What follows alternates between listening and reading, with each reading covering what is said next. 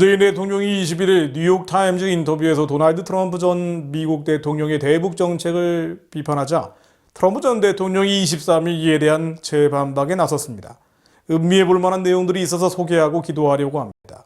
우선 21일 문 대통령의 인터뷰 요지는 2018년 트럼프 김정은의 싱가포르 합의를 폐기하지 말고 이행하라는 바이든 현 대통령에 대한 충고입니다. 문 대통령은 이 인터뷰에서 2018년 싱가포르 합의 당시 트럼프 대통령이 북한의 핵 위협은 사라졌다고 말은 해놓고 후속되는 행동을 취하지 않았다고 비판했습니다.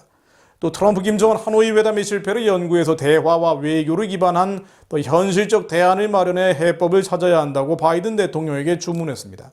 대한민국 대통령으로서는 어이없는 것이지만은요, 요컨대 트럼프가 김정은을 살려줄 것처럼 말만 하고 실천에 나서지 않았다고 투덜댄 셈입니다. 실제로 트럼프 행정부는 하노이 회담 후에도 북한에 대한 압박과 봉쇄를 풀지 않았죠. 트럼프 행정부 4년간 유엔 제재와 별도의 미국의 독자적인 대북 제재만 27차례에 달합니다.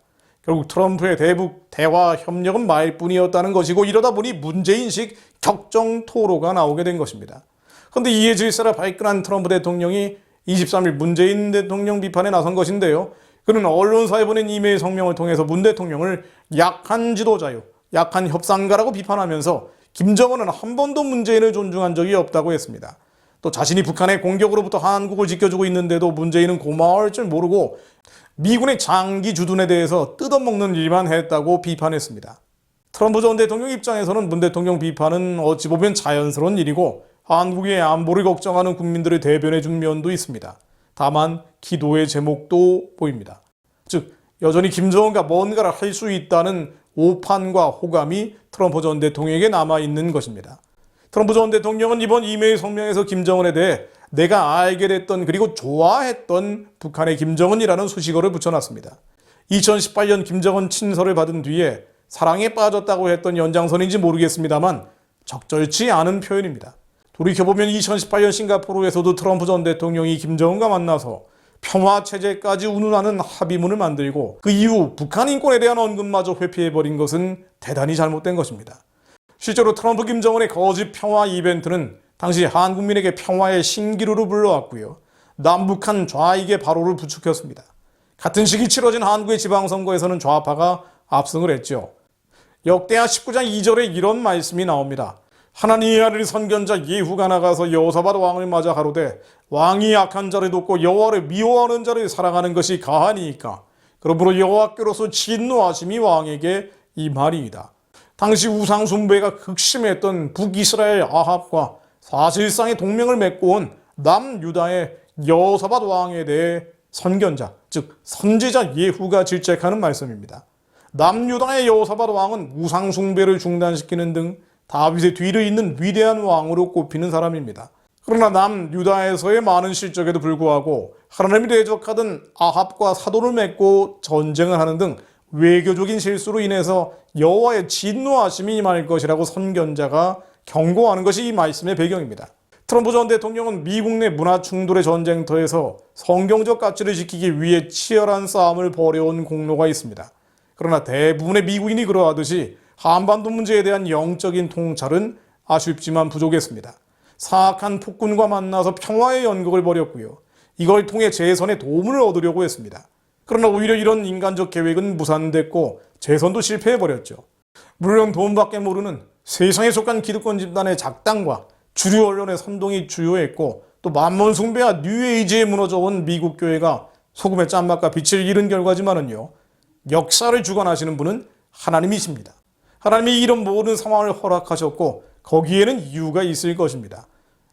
역대하여 여호와를 미워하는 자를 사랑하는 것이 가하니까 그러므로 여호와께로서 진노하심이 왕에게 임하리이다라는 말씀이 떠오르는 이유가 이것 때문입니다. 잠언 29장 24절로 도적과 짝하는 자는 자기 영혼을 미워하는 자라 그는 맹세함을 들어도 직고하지 아니하느니라는 말씀처럼 도적과 짝하는 자는 자기의 영혼을 미워하는 자가 됩니다. 김일성, 김정일, 김정은과 짝해서 뭔가 대단한 협상을 이뤄내려는 시도는 지금껏 모두 실패했고 앞으로도 마찬가지일 겁니다. 트럼프 전 대통령은 4년 뒤에 미국 대선에 다시 도전할 수도 있고 또 그를 기다리는 이들도 많습니다. 그렇다면 더더욱 노예가 된 북한 동족을 해방할 고레스 왕처럼 쓰임받을 수 있도록 북한 우상체제의 본질을 꿰뚫어 볼 수 있어야 합니다. 영적인 통찰력이 절실합니다.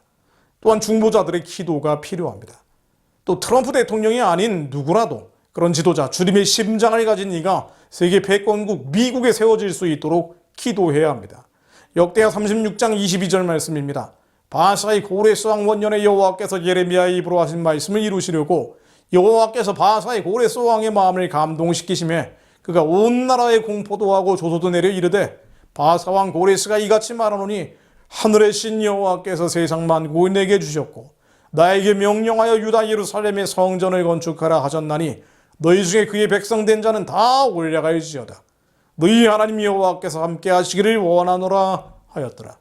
하나님, 동방의 예루살렘으로 불리던 평양의 주님의 성전이 건축되게 하옵소서. 그것을 위해 하나님의 두려운 마음으로 섬기는 자들이 미국과 한국의 지도자로 세워지게 하옵소서. 주님께서 고레스 왕의 마음을 감동시키시어 예루살렘 성전을 건축해 하신 것처럼 주님의 마음에 감동된 자들로 평양의 장대현 교회, 산정현 교회, 불에 타버린 수많은 주님의 교회가 북한 땅 전역에 세워지게 하옵소서. 그날을 속히 이루어 주옵소서. 예수 그리스도 이름으로 기도했습니다. 아멘.